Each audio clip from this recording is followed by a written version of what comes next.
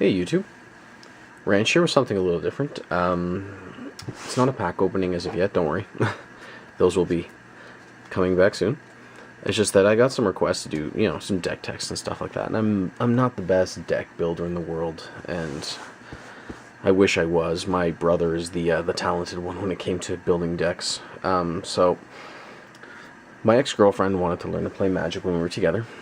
So I put together this budget, I guess you can say it's like a red-black Minotaur deck with some extras.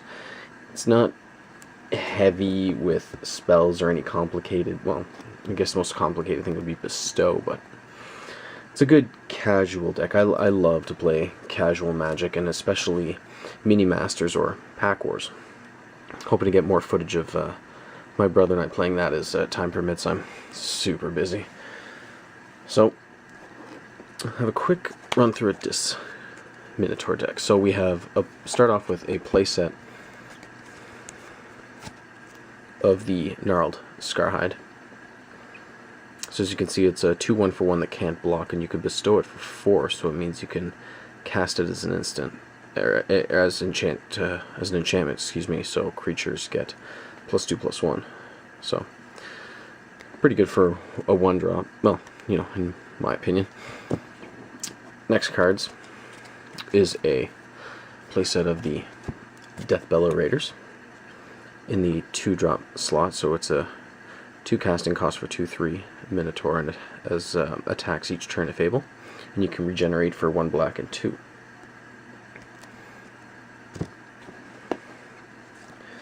Next up is a playset of the Mogus's Warhound. So it's a 2/2 for 2 casting costs, and it's got the same bestow of 3, so it's an aura, so you can enchant creature, and then enchanted creature gets +2/+2 and attacks each turn if able. I guess you can say it's a pretty aggro deck. And 1 Rageblood Shaman for 2/3 for 3 with trample, and other Minotaurs you get +1/+1 and have trample. I just mostly threw this together with some cards that I had lying around, so pretty much you'd want to run a play set of these. They're very, very inexpensive. This deck actually costs less than $15 if you were to buy the cards straight out, even cheaper, because it's pretty much all bulk cards except for some of the lands, or a play set of the lands, the temples.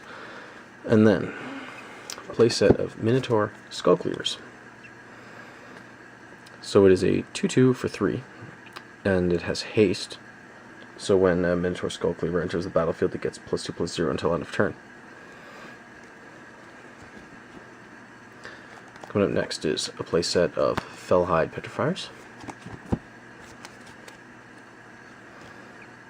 So it is a 2/3 for 3. Death Touch, and other Minotaurs you control have Death Touch. And then I think it's 2 Ragemongers. Oh no, excuse me, it's a playset. Into the multicolors now. So it's a 2/3 for 3. Minotaur spells you cast cost 1 red and 1 black, less to cast. This effect reduces only the amount of colorless mana you pay. So for example, it's heavy reading, but especially if you're a new player, but it's still pretty easy enough. And then I've got 3 shnikes. 3 Fellhide Spirit Binders, which is a 3/4 for 4 with Inspired, so basically whenever it becomes untapped, you can pay 2 and put a token onto the battlefield that's a copy of another target creature, except it's an enchantment in addition to its other types. It gains haste, and then you exile it at the beginning of the next end step. And then 2 of these Kragma Warcaller. So 2/3 for 5. Minotaur creatures you control have haste, and whenever a Minotaur you control attacks, it gets +2/+0 until end of turn. And then 2, just for, like I said, made this with cards lying around. 2 Rakdos Lord of the Rides, so it's 2 black and 2 red for a 6/6, and it can't cast it unless an opponent lost life this turn, and it has flying and trample. And then creature spells you control cost 1 colorless less to cast for each 1 life your opponent has lost this turn. Very fun. 1 Rakdos return, so black and a red, X sorcery spell, so deal X damage to the player, discards X cards. And then 2 Searing Blood. 2 red, Searing Blood deals 2 damage to target creature. When target creature dies this turn, Searing Blood deals 3 damage to that creature's controller. Very fun card. Might want to run a place out of those if you feel like toning down some of the creatures in this deck. This is a very creature heavy deck, so that's pretty much it for the creatures and spells. And then you want to run, to keep it real budget, you want to run 4 Temple of Malices, and I didn't have 4 Temple of Malices at the point, so I used a Blood Crypt, which is like, I think it's like $6 or $7 now, whereas these are next to nothing. I think they're like $3? Or like $2 or $1.50 or something, or I can't remember. They're really inexpensive. So you want to run a place at the Temple of Malices. And then 9 mountains and 9 swamps. So anyway, yeah, the deck, if you were to buy all the cards straight out online, like TCG Play or something like that, it would cost about $14.45. Extremely cheap, but you know what?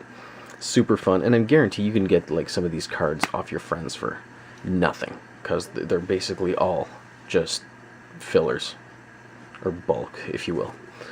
So let me know how you like this. Like I said, I may have went quickly through it, and I don't know how to do the overlays like some of the big wigs like McQuacks does, or Bad Wolf MTG. She's really good at showing deck text and stuff like that. So anywho, hope you enjoy this video, guys. Leave a comment down below if you'd like to see, you know, more deck text and stuff like that. If you could see, I've got my standard deck here that I'm toying with. I'm going to throw in a couple Tassigars. But let me know what you think. I'm interested. So thanks so much for watching, guys. I'll hopefully bring you some more cool stuff real soon.